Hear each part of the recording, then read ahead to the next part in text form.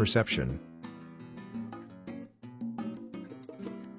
If one straight line were to be seen from both sides, it would already appear to be different. Just like on a moving train, the passengers who are sitting next to opposite windows will experience different scenarios during the same journey. Life itself is also comparable to a moving train. The past interactions determine our perceptions in regard to what is in front of us now. Every thought corresponds to a specific alignment of neurons within our brain, in a way that is unique, and defines only that particular thought. This occurs like a firework that is always reproduced in the same way, by one singular arrangement of neurons, and by their electric shocks, called action potential, simultaneously lit inside our brain.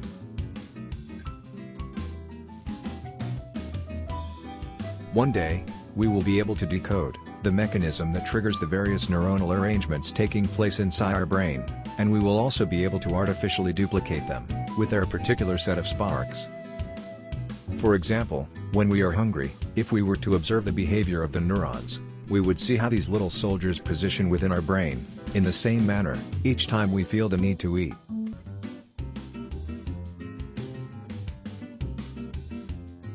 As in a labyrinth, where every door opens many other doors, every thought originates from a preceding thought, which is also linked to a precise number of other thoughts.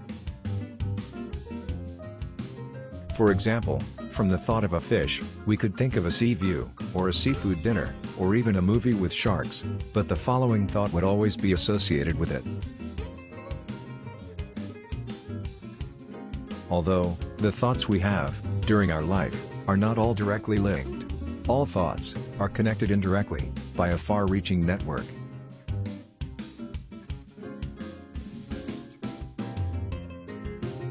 Theoretically, if we were to go back indefinitely, to the origin of the preceding thought, we could remember our first life experience.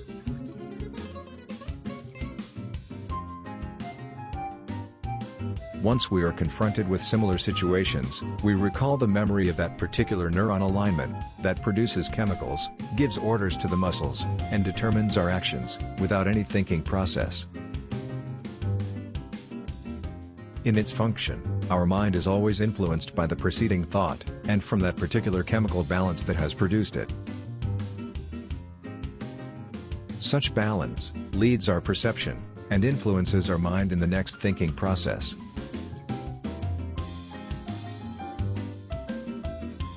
For example, if we had just experienced an emotionally distressed situation, we would then start our next thinking process, from a group of neurons already positioned within our brain, and leaning toward a certain behavior.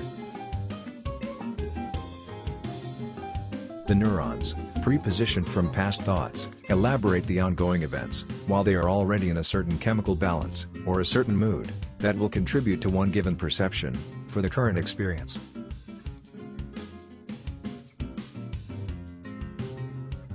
Our perceptions are therefore always influenced from past experiences, and from one preceding chemical state of mind.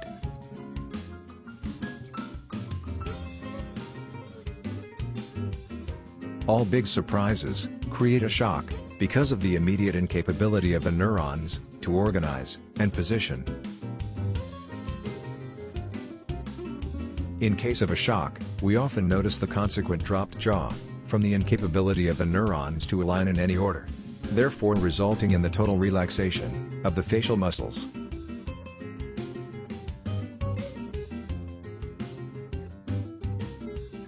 The moment that more than any other will modify our perceptions is when we believe we are about to die. Each time we experience extreme situations, we will be led to evaluations that will drastically change our perceptions.